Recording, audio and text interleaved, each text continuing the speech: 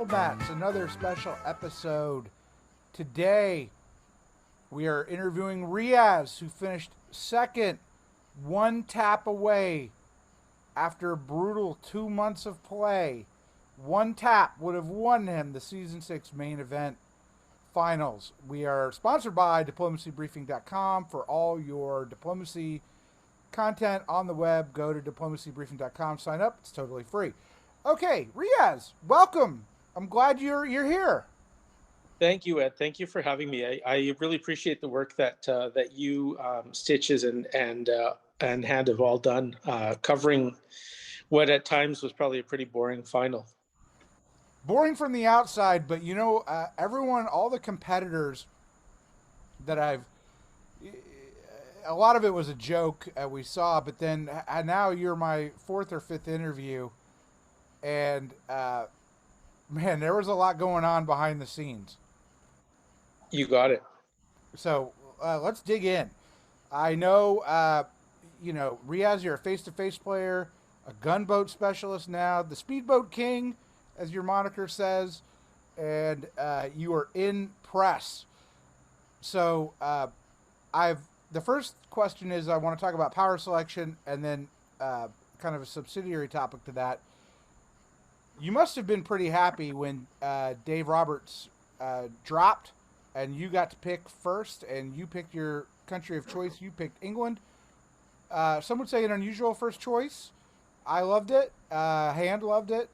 Tell me what you're thinking and how excited you are. There were two parts to it. I hadn't played England in a while, and playing a lot of the influence was also some of the gunboat influence, and I've just and you've seen this as well, where if you choose France and all of a sudden England and Germany gang up against you, and you just kind of get stuck, just churning, just sitting there waiting. And the other part of it was, I don't want to get into the history with Ewok, Oh, I do. but I know it. but I wanted to be a power that was far enough away that if he was picking fourth, so if he wanted to pick somewhere in the east, which inevitably he did, where we wouldn't really have to butt heads, and we could play our own games without interfering in each other's and just getting carried away.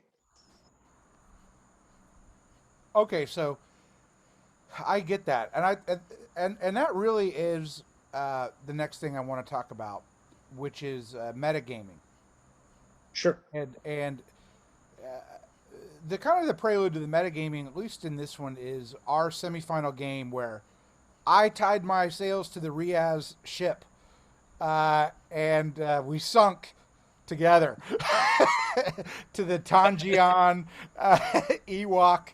Ewok betrayed you. You and I had given a lot of love to Ewok in that game to to work against Italy. He was playing Turkey. You were Austria. I was Russia. And you made a comment in that game that you would never work with him again under any circumstances. I have never seen that kind of declaration, and part of me thought that might even be a bit of a metagaming declaration, depending on how you were doing in your other game. But I couldn't figure out. Uh, is that how you really felt when you said it? And I guess so, since you wanted to be away from him in this game. I did. I honestly, I really felt that way.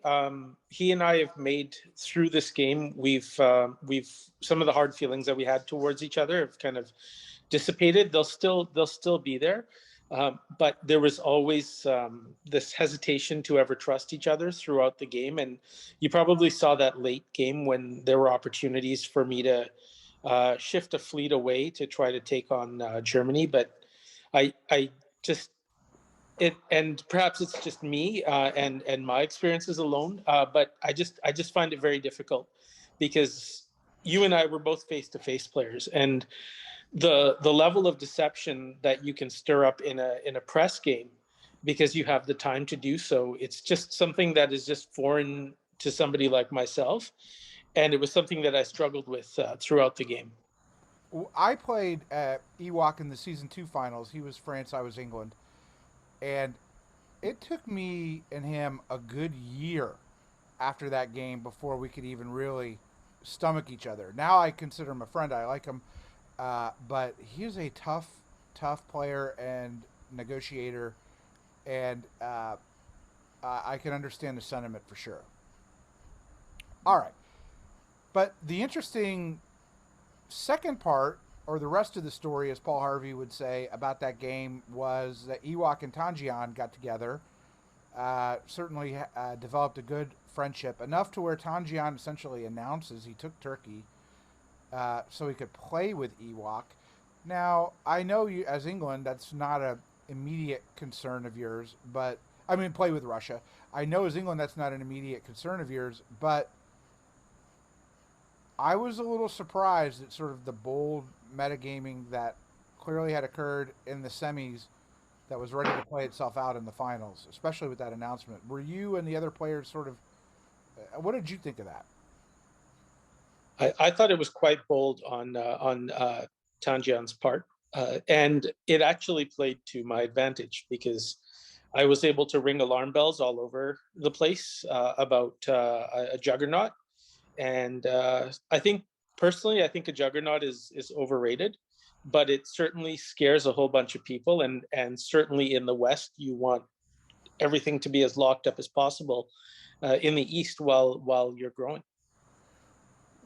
Riaz, I know this because when you won the Speedboat League for the second time this year, I interviewed you, and you said you were really focused on how much you wanted to win season 6. I believe you are going to be crowned the Nexus all around champion as well for your play in every format. Did a Pez elimination, uh, was that any motivation? Not that you could really do anything as part of with Austria, but certainly were you thinking about that? No, not at all. I was focused in the moment on this specific tournament, and England and Austria tend to be natural allies, at least from my experience. And one of the first notes that I wrote over to David was that I don't care about the overall standings and the all around. So if that means we work together and he ends up edging me out, that's not an issue for me. For me, my main concern was making sure that England and France, or sorry, Germany and France didn't get too strong and didn't attack me and squeeze me out. All right, so I was really struck, and I think I commented on this in the podcast. Uh, I know every player on this board except for Philip, but Philip seemed like a really nice guy in the interviews. I know Han called him a used car salesman, but he seemed like a genuinely nice guy. It seemed to be a war of the nice guys in the West versus the Viper's Den in the East. That's kind of how I mean. You had some scoundrels in the East and a bunch of nice guys, and you're England. Uh, Obviously, you need to win a popularity contest and have a 2-on-1 situation. What did you want to play? I know there was an EF that came, but was that always going to be the thing that happened? No, no, I wanted basically nothing in the English Channel in '01, and I wanted some conflict between France and Germany, just like all Englands do. And sorry if you hear a little bit of sound in the background, that's just my dog with a chew toy. But basically that's what I wanted. If I had my choice, I probably would have worked with Germany, and that's why I came, because I didn't know what Ewok was going to do. I didn't know whether he was going to start pushing north, and I wanted somebody there that I knew was an alliance player, somebody who I knew I'd have position on later on, and I thought that Dave would be the person. But what I tried to convey to Dave after spring '01, and he took this in the wrong way. And again, in press, in written word, it's always a little harder to get your point across because tone can be very misjudged. Right. And I try very to explain and speak very plainly to Dave and say, look, you know what? right now France hasn't done anything against me. And so I want to work with you. But if you're going to let Russia into Sweden, and now all of a sudden I have two units on Norway, I'm stuck. I have to work with France. I have no choice. Like, you're basically driving me towards a French ally. And unfortunately, I think Dave took that the wrong way. He took it as a threat. Whereas and you and I have played before, and you know that I'm more of a logical player than I am a deceptive player, or really a great diplomat. And that was sort of what the message that I was trying to give to Dave is: look, I want to work with you, but if I'm stuck putting, having 2 units of my 50% of my units, um, on Norway, I can't help you against France when he's at 5 or 6. So, And between that and there, yeah, sorry, go ahead. oh no, no, I was just going to comment on how remarkable communication problems occur, because you know, speaking with Dave, he was he gave a very honest interview, at least from my perspective, and he said he did not he wanted to work with France. That was basically his primary and secondary goal, and his discussions with France were wide open about how he wanted to do NFG, and he was all for it. And he said he was circumspect in his communications with you, as opposed to being so open with France and telling France what he really wanted. With you, he was like, "Let's slow play it. Let's see how it goes." And what had happened was France apparently lied to him before spring 1901, and this was not the supported move into Burgundy was not agreed. And at this point, he felt that if France wasn't working with him, France must be working with you. That there was an EF, and therefore he couldn't afford to bounce Russia, no matter what you were saying, because he just, he felt like maybe he had burned a bridge with you already. Yeah, I can understand why he may have thought that, but for me, I saw Philip doing everything that he told me that he would do, and he showed me right from the beginning that he wanted an EF. And there were also some personal connections between myself and Philip. There were things that are very rare to, and very difficult to find, some connections. Philip and I both had chocolate labs, so we exchanged a lot of stories about puppies. We've also both had, close family members who have hearing issues, and I was talking to him about my son and some of the solutions that we had for my son. And so we had a lot of connections there. So the combination of that, and Dave not doing, what I was hoping he would do, it sort of really cemented a bond between myself and Philip, at least on my end. I tell you what. Let me talk to people who might be out here, and I'll give you a few things. That is one thing about the finals, as opposed to any preliminary game where you're playing a number of games. When something's really on the line and you're trying hard to win, Humble writes about this in his Infinity Stones of Manipulation. But empathy and learning about other people is critical, and that's one of the things I do in face to face also, which is before I start talking about moves, I introduce who I am, where I'm from, a little bit about myself, and I ask them questions about them, because you have to build a bond in some way, and the bonds I've built with other players from that season 2 finals persist to this day. Years later, and I thought, this would be a real strength of yours, and I'm glad to hear it play out, and it certainly helped to your benefit. Thank you. Going into the fall of '02, right? So I love the move. I love the bounce of Holland. I did that in my season 2 finals as England, and it's not war stories about me, but I just think this is a powerful move. Umble disagreed with this last night. I don't know if you heard his commentary. He would have much rather had the army in Belgium with French Hmm. support and have everyone be at 2 and press the attack that way. But I pointed out you were a gunboat player. This is a gunboat move a lot of times. I find it to be helpful, but tell me the thought process on doing that.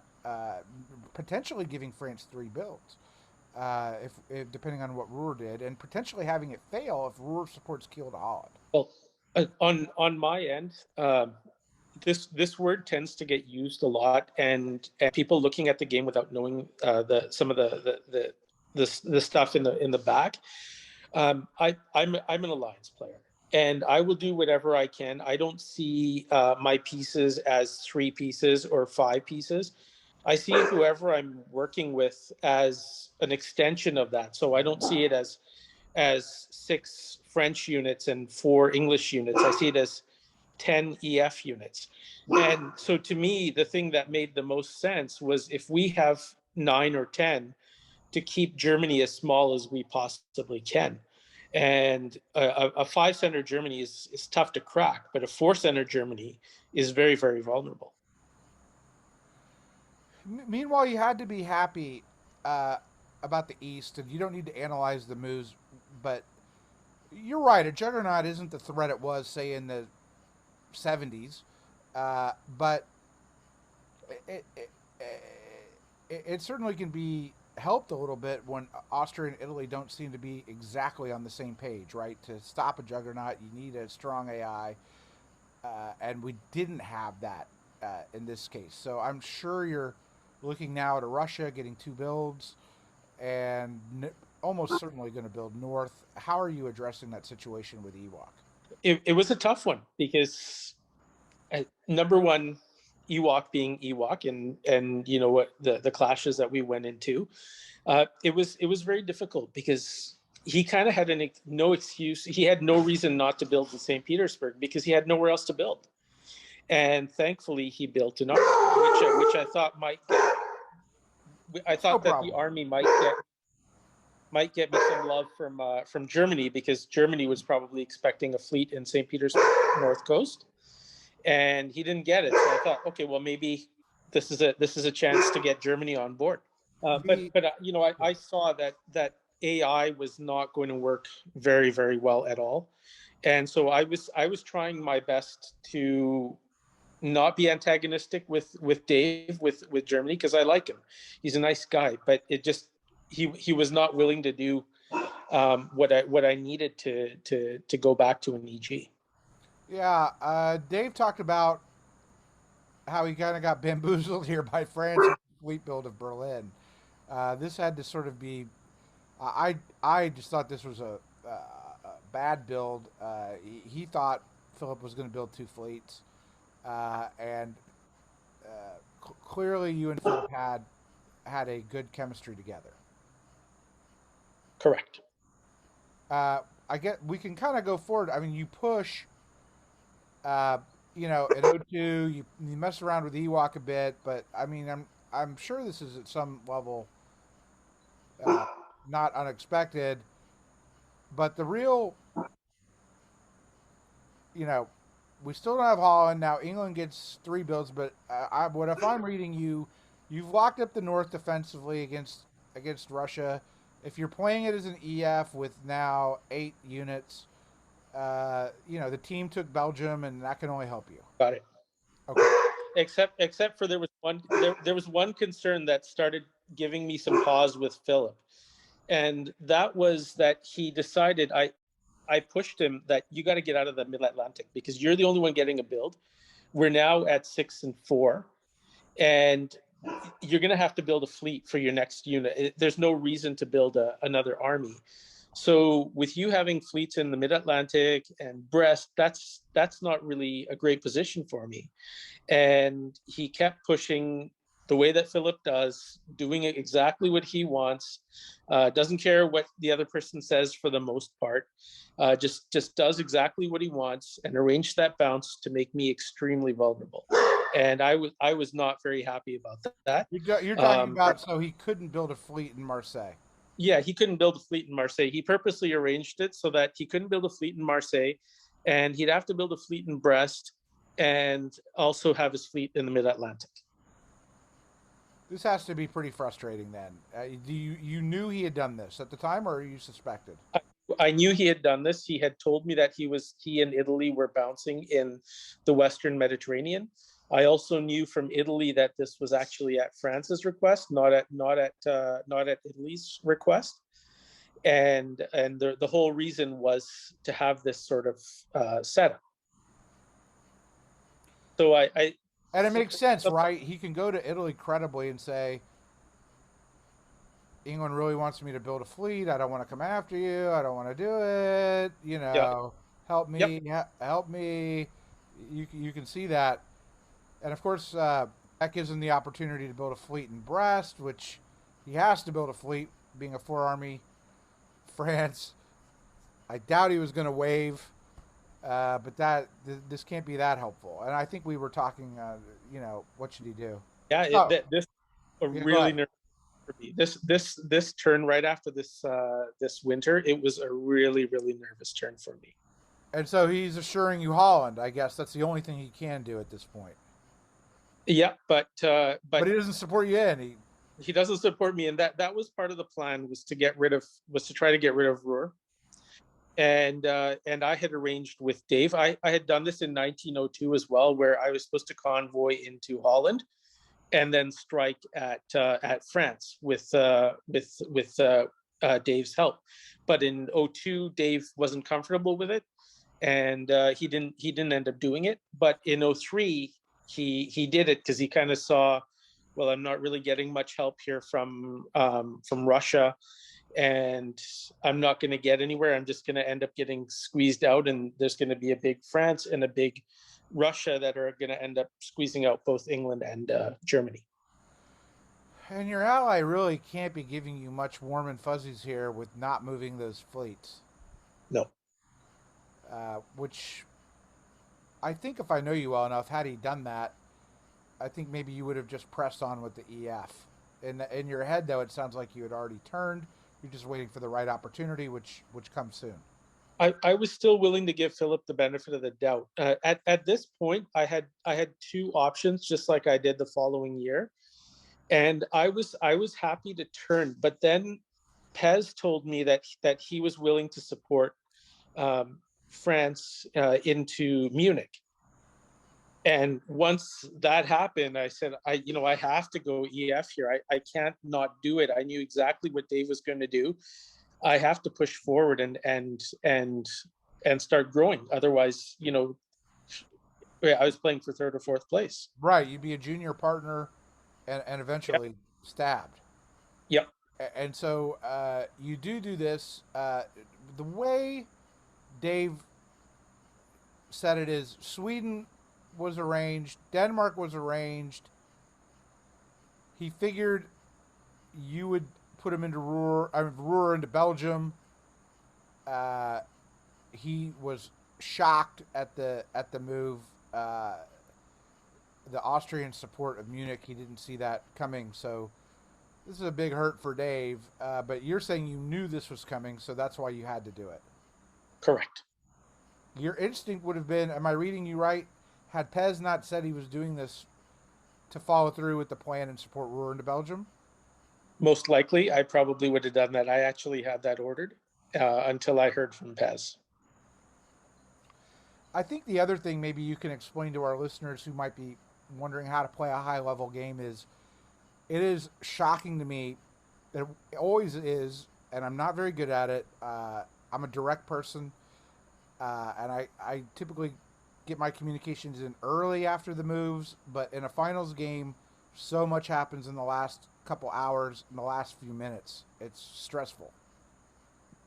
It was really frustrating because, like you player, I normally have 15 minutes to make my orders. So my first instinct is, after the turn, when I connect with somebody, figure out orders.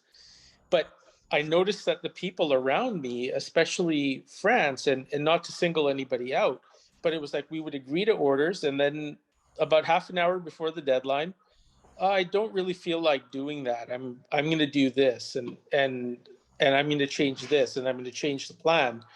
And when I'm the one building, it's not a big deal. But when I'm the one waiting for somebody else to build, and I don't really have any control over anything, and it makes me vulnerable. It becomes very difficult because when you change that 15 to 20 minutes before the deadline, I don't really have any time to maneuver. The beauty of this, though, from what you had to do, is you basically make yourself unstabbable here on EF because you're building two, uh, and you are not as tempting a target for Philip now. I mean, he's the easy centers are Italy, and the harder centers are you. Yep, and I was watching the diplomats, and I liked how all of a sudden Hand just flipped and said, "Oh well, England's not going to be the first one dead. Maybe England's the one that's in the driver's seat here." Yeah, That was kind of fun to see that about face. well, he doesn't know what he's talking about. Uh, I'm curious here. Everyone was curious about the move Denmark to Baltic. Denmark to Baltic. Yes. That that was it. Just felt like the right spot. It with Philip cutting Berlin. Uh, Kiel was never really under any threat, and it just felt like the right move. It felt like the right play. I mean, worst case scenario, I have to retreat Kiel back, but it just felt like the right play at the time.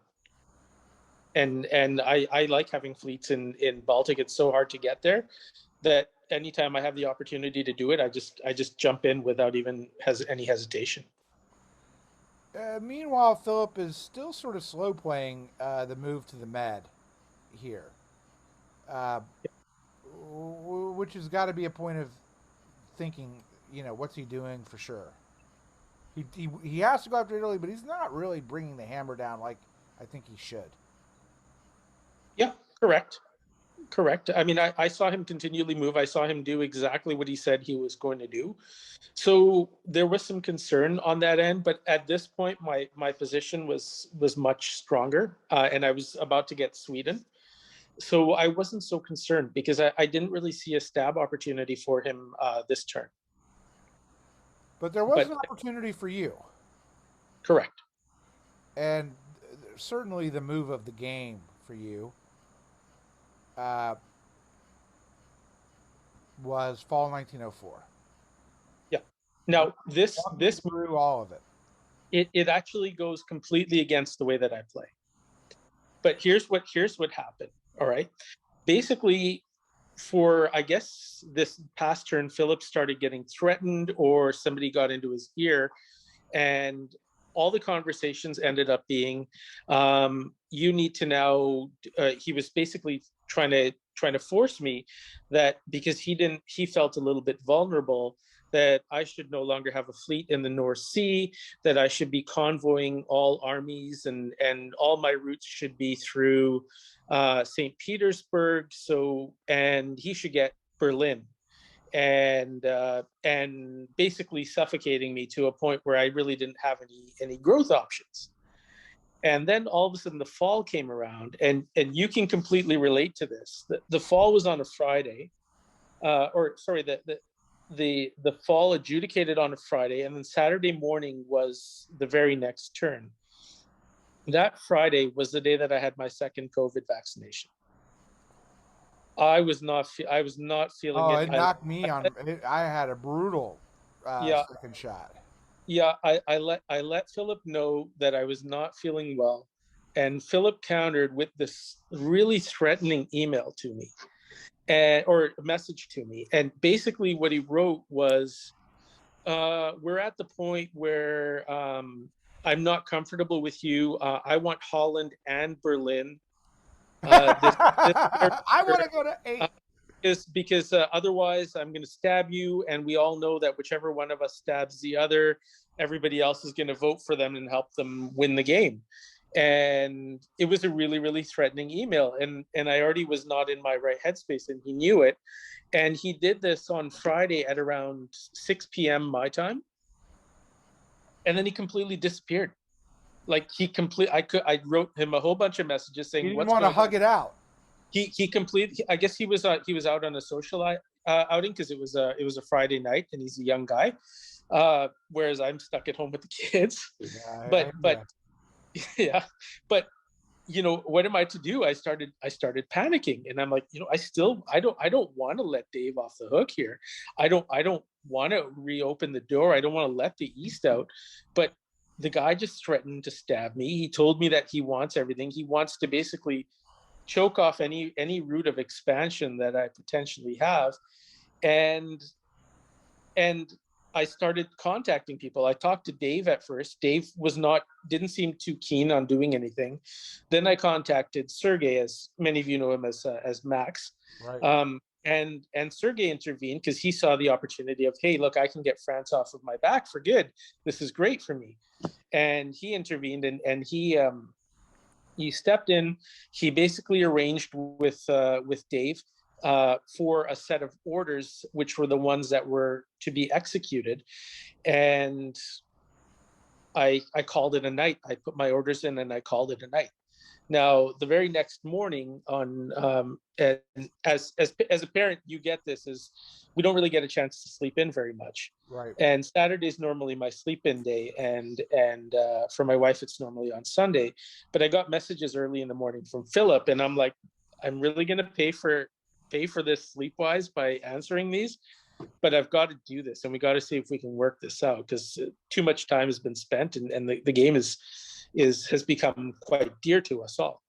And so Philip and I actually worked out a set of orders. We came up with a solution, and we said, look, Philip, I get Berlin because I need to expand towards Russia. We'll give you Holland, and we'll give you Holland, but why don't you take Berlin this turn, because logistically it's just way easier to do it that way. And next year I'll take Holland. We each get a build. Everybody's happy. You don't have to worry about me overpowering you with two builds. And we made this agreement, and he was good with it. I was good with it. And then all of a sudden, 10 minutes before the deadline, I get a note from Dave. And Dave is like, "Are you attacking me? Like, what are you doing here? Because we had a deal, and now all of a sudden Philip is Who came? Who saying, did Philip leak to? yeah." And Philip saying, and he's like, Philip is telling me that I'm gonna die this turn, and that I should, and that he should just, and that Germany should just vacate Holland so Philip can take it. And now all of a sudden I'm like, okay, Philip, what are you doing? We just spent a lot of time arranging a deal here, and now you're trying to sneak behind my back so that you get an extra build to go up against me. And at that point, I was like, look, you know what, Philip? Maybe we can make up for this later on, but I got to do this now. I reverted back to the orders that I had with Dave, and the nice thing was that the orders that I had with Dave were ones that would still work even with what Philip was doing. But I never actually wanted to turn on Philip, and he knows this because there's records with several players around the boards, and but I was kind of forced into it. If he didn't make the little play with Holland, or the little manipulation with Holland, this would have been an EF on my end throughout the game. You got a lot of growth opportunities with EF. I think we talked about that. Yep. You know, extensively. Yep. Uh, but there was one move that Germany says was definitely not arranged, which was the Baltic to Berlin move. Correct. And there were two parts to that. One was I had a feeling that with the history, that with Dave and pulling the move that I did the turn before, or the year before, that he was going to try to build something to interfere with me. And the second part of it was, it was such a last minute change. Like, it was like 2 minutes before the deadline when that whole thing with Holland happened, that I really didn't have time to process what I really wanted to do, whether I wanted to hit Berlin or whether I didn't. And I just said, all right, you know what? Let me just take it. I can always give it back to Dave in the future, or I can negotiate another unit. Maybe I'll give him a Kiel or something in the future, and we'll figure it out. And there had to be going through your mind that you had just cause for this move, that maybe, maybe things wouldn't be as bad as they ended up being. But uh, you make this move, and Philip makes these disbands, which are not awful for you, but you have to press the advantage. But you were relentlessly critiqued on this show for not building in Liverpool when you had three builds. Yes. Let's You talk a had to little. have a reason. There absolutely was a reason. And I alluded to some of this when I talked about the connection that Philip and I had. And it was this, and he made me feel terrible. And I'm not the type of player that is cutthroat and sees an opportunity I'm not a cold and hard player where I can just go in there and just be like, I'm just gonna put my step on this guy's throat, like put my foot on his throat. That's just not me. If I'm gonna win, I'm gonna win through diplomacy, rather than through in a press game, rather than through just straight cold tactics. And so Philip started talking, about our friendship and about how hurt he was, about how it was affecting his real life and his other relationships, and he just it's really bothered him. And I said, okay, look, you know what? It's a game, and it's fun, but what do you want to do here? I said, look, if you want to He if you played the want to, pity. He played the pity card on you, and he, you he fell one for it.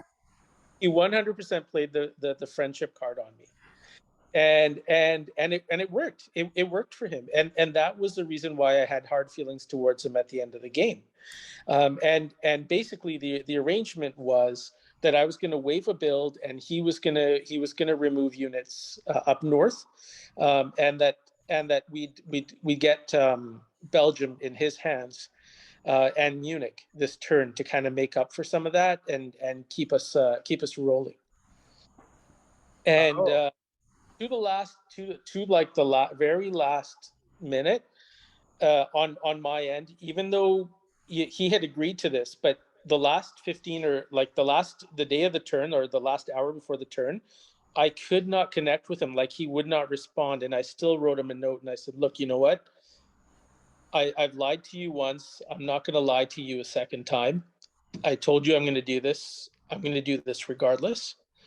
And so I did it, and I regret it now that I did it, that I fell for yeah, it's whatever a big tell if this guy's a last minute player and he's not communicating with you.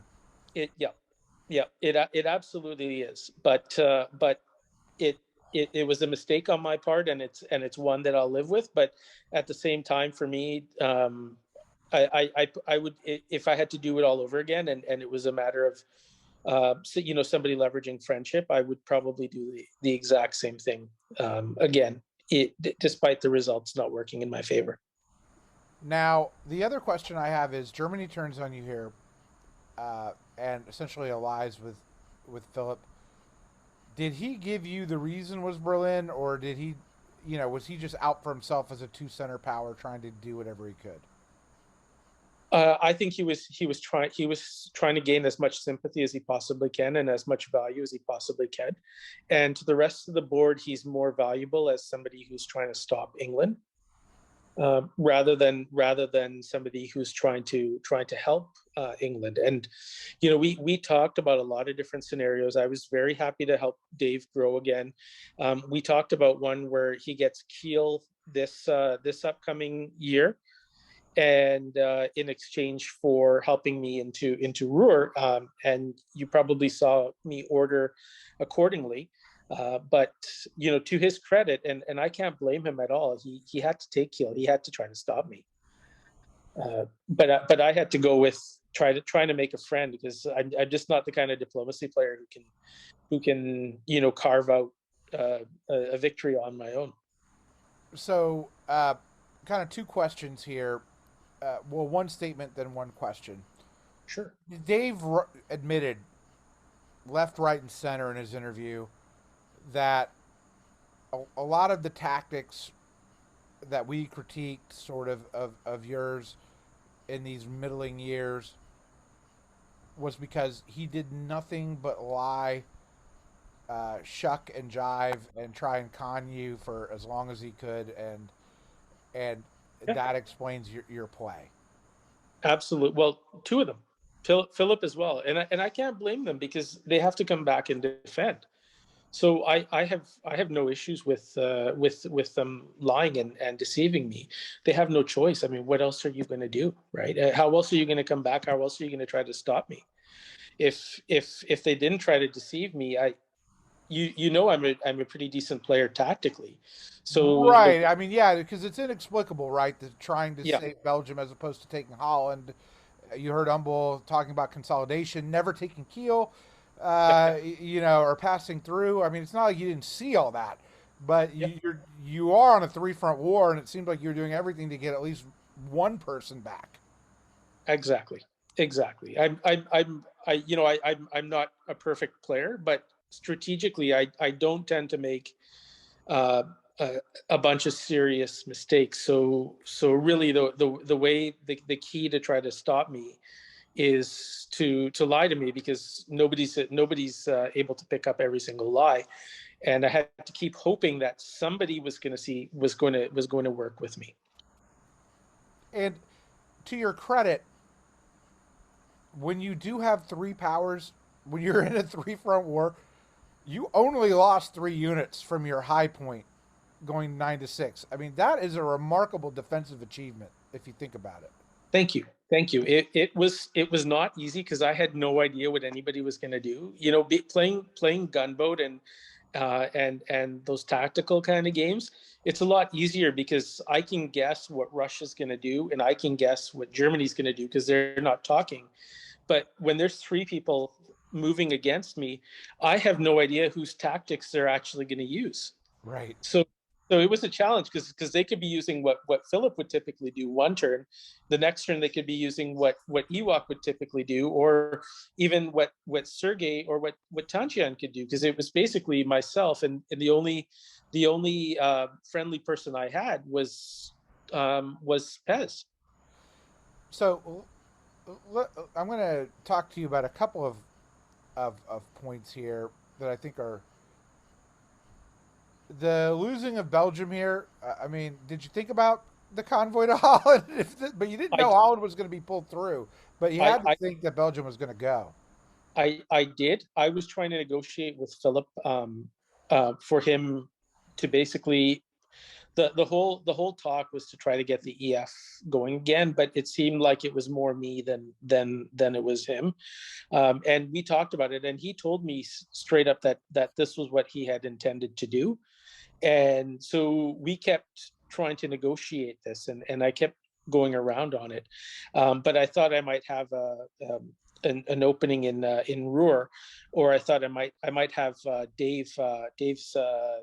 Dave's friendship on this. What I had done was that turn I had actually pitched something to Dave where he gets Holland this year, and then the following year he kicks me out of Berlin, so he gets to four and I get Belgium in exchange.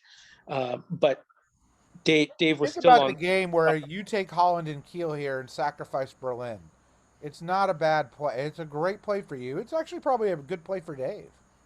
Yeah, yep. I had thought about it, but I was 100% certain that at this point David lied to me enough turns in a row that he was now going to go to Holland, and that we had a deal worked out. I think you heard a lot of our compliments about your fleet play and really throttling Philip with a disadvantage on fleets there until I think spring 1907, moving to Irish. You heard me and Humble talk about that yesterday, which ultimately allows the crack that occurred.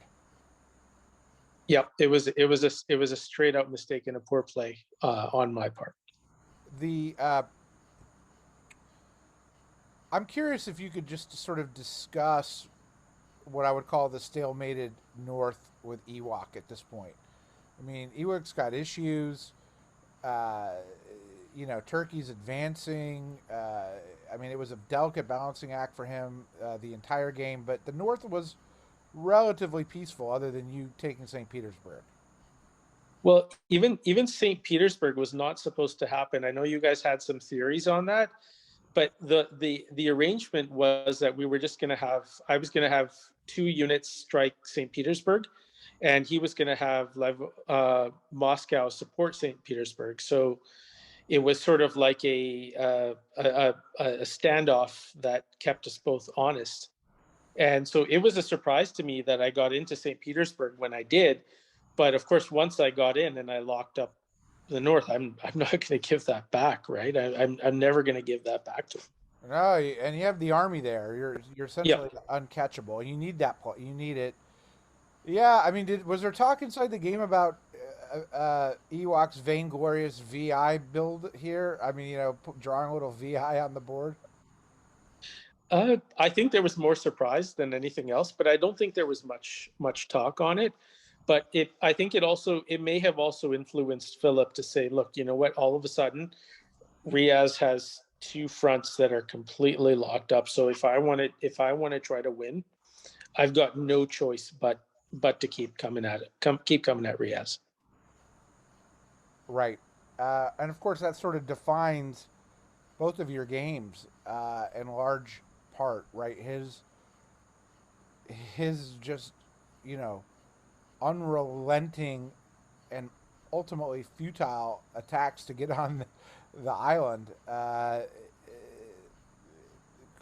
You know, it just I could sense your frustration. Well, I mean, at this point, to me, fall basically, if you look at spring '08, I didn't feel at that point that if Philip wanted to win the game, that it made sense for him to keep moving on me. It honestly it didn't make sense to me. The only reason why I felt that he would keep doing this was he didn't care about his own victory, that he thought that um, you know what, he just wanted to stop me from having a result, or he wanted to make sure that he finished tied with me so that there was a tiebreak situation that goes in his favor.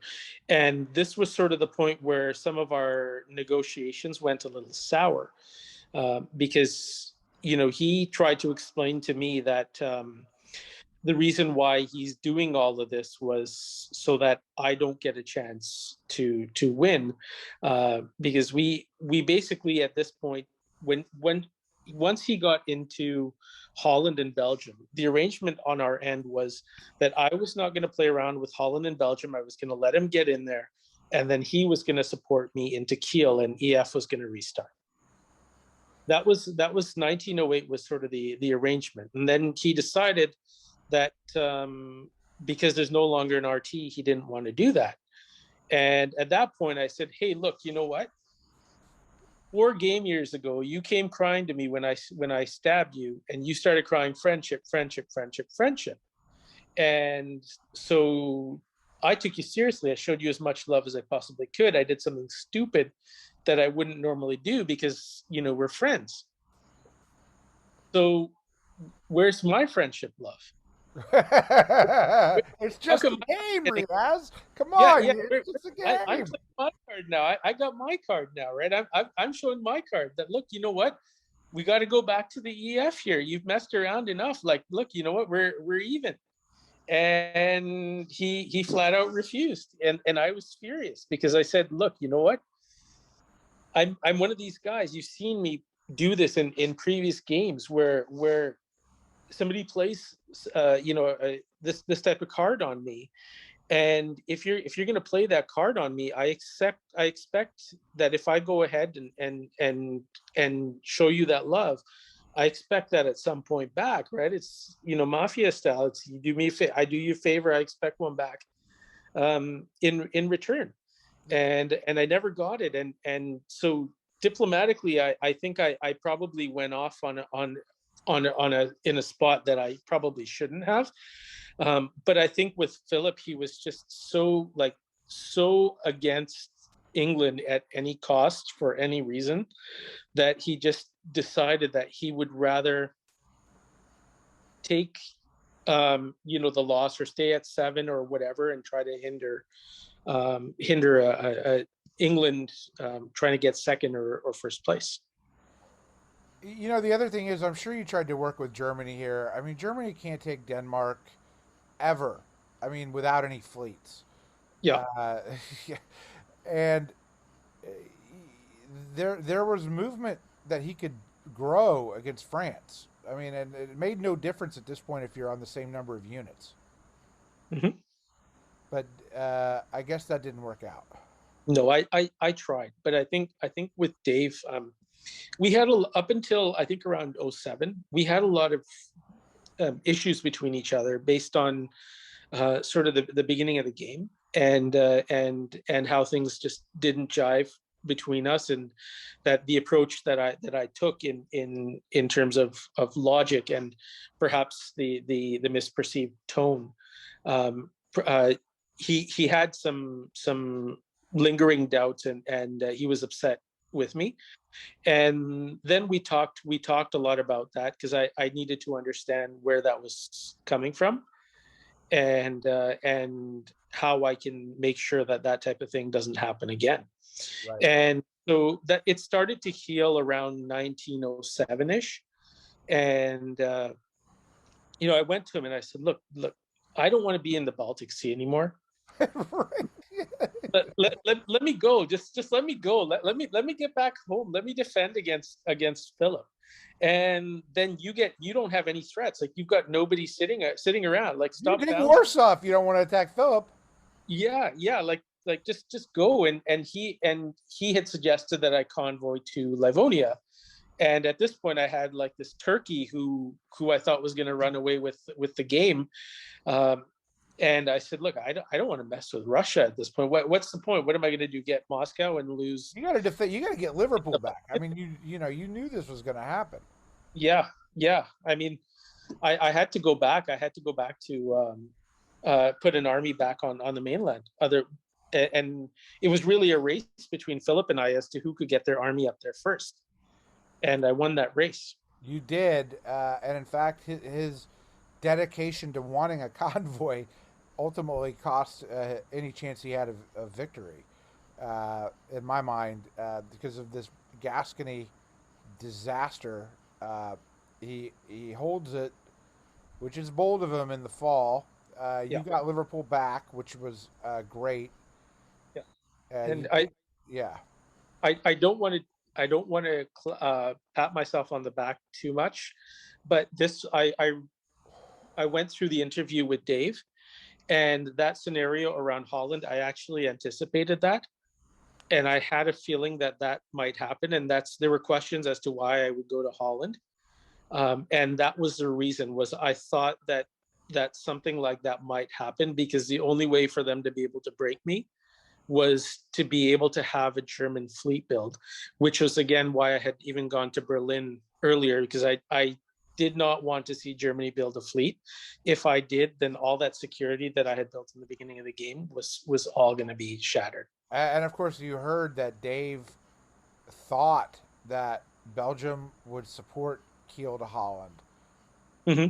and that he bounced in Kiel to have that fleet build. And he told Philip, "If you do this for me, I will build a fleet and I will help you win this game." Philip did not do it, Yeah. which ultimately caused Dave to have no other option but to do what he did in '09. Yep. It's interesting how that. By the way, I mean, you gotta love the Lady Rhea. I mean, all. I mean, frankly, Lady Razor let us down. Usually, there's a lot more artwork, but the artwork that Lady Razor did come up with has to be great. Oh, it's awesome. I was thoroughly entertained by everything that all of you did and all of you said. And Lady Razor's work was fantastic. Fantastic. Uh, so this had to be a sight for sore eyes. Finally, this is really the end of France, especially fall 1909 when he guesses correctly takes Holland and Marseille. I totally misplayed that in my mind by Philip. But just as Philip is crashing in on you, not with an army because he couldn't, but Oh my God, you had to finally be happy with this. Well, I was really pleased. I had actually warned Philip about this, like when in the spring when Germany was in the position that they were in. I went to Philip and I said, look, you know what? Germany's asking me to tap Belgium so that they can easily get Holland. And that's going to give them a 50-50 on Paris or Oh my Marseille. God, you even told Philip I told you Philip, wanted like I, to tap. I told Philip, and I had actually, I believe it was that turn that I had kicked him out of Wales. If I'm not mistaken, I think it was Wales. And I told him, I said, look, if this happens, right? Correct. Why Yeah, you did kick him why out of Wales. Yeah, why don't you retreat? Why don't you retreat Wales off the board? I said because he's going to try to kill one of your armies. He's going to try to kill the army in Holland, and then all you're going to have left is an army likely in Paris or in Marseille because you're going to do a 50-50 I gas. begged him for a disband. I think it And was the only play he had. yeah, and I said at least this way, like if he kills one of your armies and you have two armies left, you can rebuild. You can rebuild um, the Welsh fleet, and we're good. And I said even keep MAO around, do whatever you want with the rest of them, but keep something in the Mid Atlantic so you can cover Spain. But again, I really look forward to Philip's interview because I don't know what exactly went wrong, but I know there are things that I've done to upset him. So I'm really looking forward to hearing more about that. But when this happened, even at this point, based on what I saw, the way that it was going, I was up until 1 minute before the deadline for builds and disbands. I still had it in my mind. I still thought that Philip was going to retreat, was going to disband two armies and give the game to Dave. I just had this funny feeling, and I wouldn't go away, even though logically, it absolutely did not make sense, other than Philip really wanting to try to hurt my chances for winning. Yeah, I mean, you could have hurt Philip too. Yeah, I mean, you didn't need North Sea to support Wales to Holland. I mean, No, you could have. So this was an attempt, and he did give you the friendly disbands. he did, and in fact, at that time, he told me that what this means is I win. So, so I'm sitting here thinking, all right, well, this is great. I've got France on my side again. This is fantastic. Going Yeah, we're into the gonna final year, you're gonna win. yeah, yeah, we started this as buddies, as brothers, the Hawaiian shirt thing. We're gonna go right back to this. We're gonna both be on a joint interview, wear our Hawaiian shirts. This is all good. I was pumped up. I was looking forward to this because that's why How I did. how did he tell you this plan would occur? He basically said, "This means you win. Give me Holland. This means you win. It means you win." And then what we did was we discussed how we wanted to get me to 8. And his initial plan was that he was going to have an army he was going to move Belgium over into Holland, and I was to cut Kiel. Or sorry, he was going to do that, and then he was going to support me into Kiel in the fall. And I told him, Philip, we've been through this so many times where you change your mind at the last second. uh, I would really prefer to have Holland myself. I will support Ruhr into Kiel. We'll get you Kiel, and we'll get me Holland. And then if you feel really uneasy about it, you can always take Holland back for me. I can't really stop that. But this way, we both get one. We're both happy. We end up working together, and everything's good. But you'll see what happens in the spring. Wants Holland.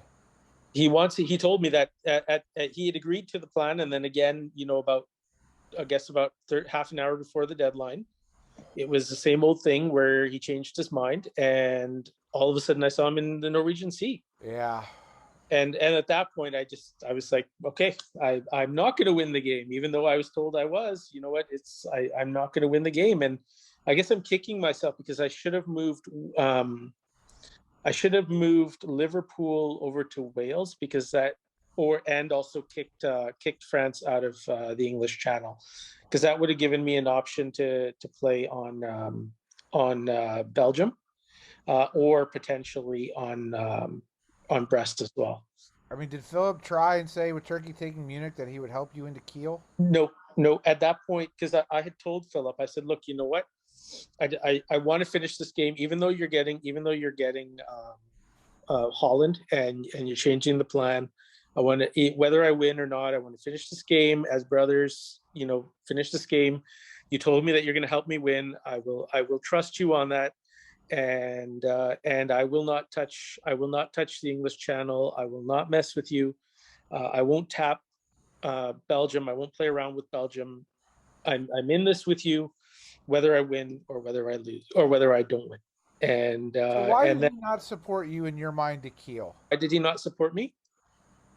He could have It's done that. actually, Still would have been his plan. I think that he was unsure, and I think he probably felt that the diplomacy between us, the few turns previous, and his disappointment over when I had turned on him and had attacked him, meant that he felt that somebody from the East should probably win the game. I mean, you had two people here who could have helped you win. One was Philip supporting you into Kiel. That didn't happen. The Yeah. other was Munich holding when a tap of Berlin would have allowed you to win.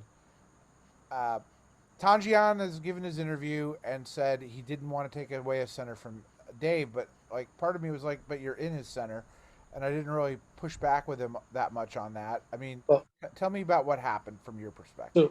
so my argument to Tanjian when he said something similar to that was that Ruhr is going to be attacking Munich. So if I'm not tapping Kiel, you're going to lose Munich. So why are you so worried about um, taking an extra center away from Germany? That, look, you know what, the guys in the East have both wronged you. One of them is going to win this game unless you help. And I guess he also felt that Philip was going to support uh, Holland, and that there was no chance of it working. And I said, what do you have to lose? What do you have to lose? Because Berlin's going to have to support Kiel, and I'm going to be attacking Kiel. So there's no support into Munich. And Tanjian, for whatever reason, and he and I are going to have a little chat about it afterwards. He's offered me. I'm not that hurt about it or that disappointed about it, but he told me that he wants to explain his reasoning for it, and I know he's a pretty stand-up guy, so I appreciate that. I think he is a stand-up guy. As are you. Yeah, As are a lot of the players. yeah, Uh, yeah. No. I suffered a similar fate with Germany when I played England.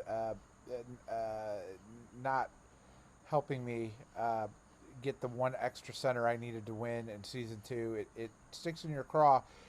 But it's a game where you can't control other people's actions. You try to do the best you can. It's a game of mutual interests, and that's the way the cookie crumbled for you, unfortunately. well, this all points back to, and you may be surprised, but I'm actually going to give like an amazing compliment to Greg Ewok, and that is, if you look at this board and you look at the number of, like, you look at the East and the number of times that he's wronged both Turkey and Italy, and Italy supported him into Serbia, which was that's sort of the point where it really locks down the position for Russia, right? And this whole time, I'm basically, the minute that I stabbed France, I was pushing IT the whole time, and pushing the two of them. They couldn't make it work, and then also to see Tanjian have an opportunity to deny the victory to Ewok. You basically had, I'm counting one, two, three, four players who basically were, or at least three, who were very content with Ewok winning and had absolutely no issue with it, in Germany, France, and Turkey for sure. And of course, the actions of Italy earlier kind of led to some of that as well. But it just goes to show everybody that this game, and I've heard this from David Hood a few times, is this game is called diplomacy. It's not called tactics. It's called diplomacy, and the quality of diplomacy that Ewok likely sent out that I wasn't privy to was probably top notch and exceptional. And it's the reason why he, even doing some of the stuff that he does, he ends up still on that final board, every year that he participates in it. And it's really it's a credit to his work, and to his skill and his ability. 20 seasons of movement, and yet on the last turn, the 20th turn, Italy, you, or Russia could have won. They were all one move away. And Ewok and I talked about this quite a bit, about how exciting and how interesting that would be. But the night before, I knew from the players in the West that Ewok was going to win this game. And I told them, look, I'm not going to bug you until 1 hour before the deadline. I'm going to respect your wishes. I don't want to harass you. But 1 hour before the deadline, I'm probably going to make an impassioned pitch towards you. And I tried my best. And that's all I can say is I tried my best. And obviously I made some mistakes, but I'm not so concerned about some of the mistakes. I'm more concerned about some of the relationships with some of the players after the game, because the game is fun and it's a game, but at the same time, some of those bonds that you create to me are more valuable. Okay. Well, my own curiosity is we started this game talking about the declaration in the semifinal game that you'll never work with Ewok. Are you and Ewok patched up? Will you work with Ewok? I'll take that as a maybe. We just play the game so differently, right? I have a lot of respect now for the way that Ewok plays. I have a lot of respect for Ewok's skill in the game, but we just play the game, and our philosophies on the game are so different that it makes for a very incompatible relationship, because the way Ewok plays, there's absolutely nothing wrong with the way that he. I mean, yeah, some of the things he does, I'm not 100% happy with, but it works for him. And at the end of the game, he's typically able to mend fences with the people that he's wrong. But for me, I can't play that way. I'm not the type of player that can flip alliances every turn or every 2 turns to my benefit. I'm just not wired that way. I'm not designed that way. And I know there's other players who are like that as well, who can't turn on a dime. They can't spin their heels as effectively as somebody like Ewok can. So say, if I'm working with Ewok, the problem that I would have is he can shift alliances very quickly. He's so good at that, but I can't. So I'm always going to be behind the 8 ball working with Ewok.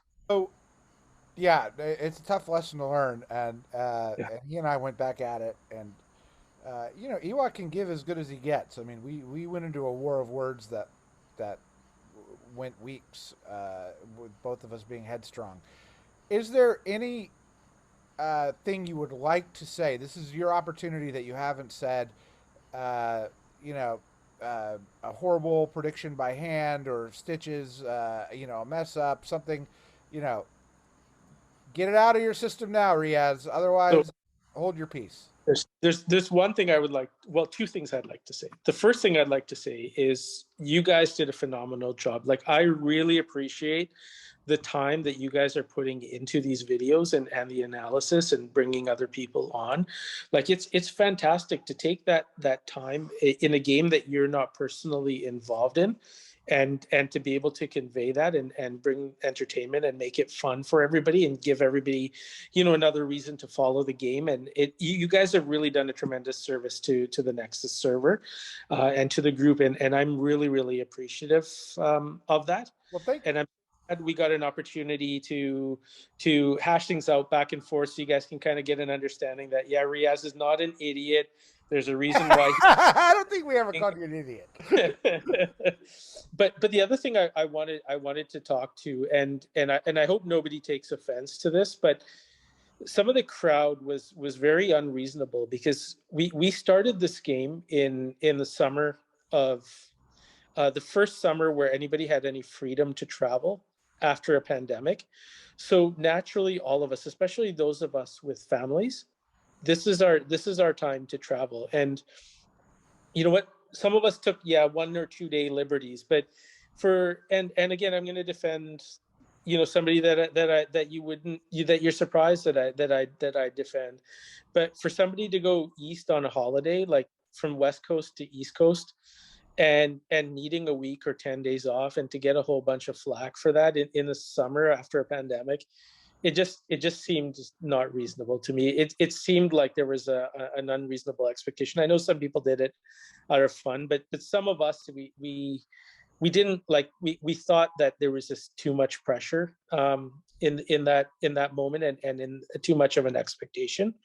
And so I think next year, maybe one of the things that needs to be done is either people need to be more comfortable with the fact that there's a bunch of family members playing, or we just need to not have these games in the summer, because they're already stressful enough as it is, and I'm already taking a lot of time away from my family and my time with my wife in the evenings to talk and converse. That when we need our vacation time, that's a time that I need to put my phone away, and the time that I need to focus on family, and I'm sure everybody else is in the same boat as well. It's a noble sentiment. I disagree politely.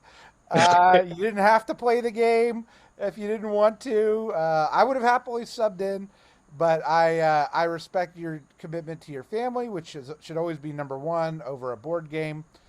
And I I think it was entertaining, so I appreciate it. And come on, I'm an American. You're a Canadian. I wanted my content, and I want my content now. You can't deny me my content, Riaz. But Yeah, well said. thank you. All right.